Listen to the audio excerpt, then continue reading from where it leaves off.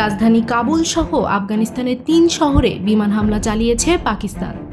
বিষয়টি নিশ্চিত করেছেন তালেবান সরকারের মুখপাত্র জাবিহুল্লাহ মুজাহিদ। সামাজিক যোগাযোগ মাধ্যম এক্সে দেওয়া এক বার্তায় তিনি বলেন, রাজধানী কাবুল ও দক্ষিণাঞ্চলীয় শহর কান্দাহার ছাড়াও আফগানিস্তানের পাকতিয়া প্রদেশে অন্তত একটি লক্ষ্যবস্তুতে বোমা হামলা চালিয়েছে পাকিস্তান। তবে এসব হামলায় কোনো হতাহতের ঘটনা ঘটেনি বলেও জানান তিনি।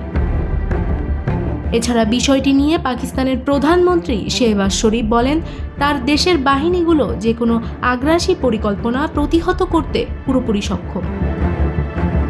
প্রিয় মাতৃভূমির প্রতিরক্ষায় কোনো আপোষ করা হবে না। যথাযথ ও শক্তভাবে প্রতিটি আগ্রাসনের জবাব দেওয়া হবে। পুরো জাতি পাকিস্তানের সশস্ত্র বাহিনীর পাশে আছে।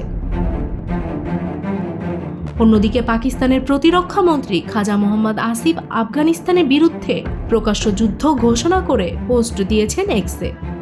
শুক্রবার এক্সে দেওয়া পোস্টে তিনি লেখেন, সরাসরি ও বন্ধুত্বপূর্ণ দেশগুলোর মাধ্যমে পরিস্থিতি স্বাভাবিক রাখার সর্বাত্মক প্রচেষ্টা চালিয়েছে পাকিস্তান। পূর্ণাঙ্গ কূটনৈতিক প্রচেষ্টা চালানো হয়েছে। আমাদের ধৈর্যের বাঁধ ভেঙেছে।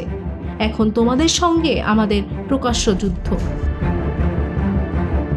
এদিকে পাকিস্তানের প্রেসিডেন্ট আসিফ আলী জারদারি সকালে এক এক্স পোস্টে লিখেছেন, আমাদের সশস্ত্র বাহিনীর প্রতিক্রিয়া ব্যাপক ও চূড়ান্ত।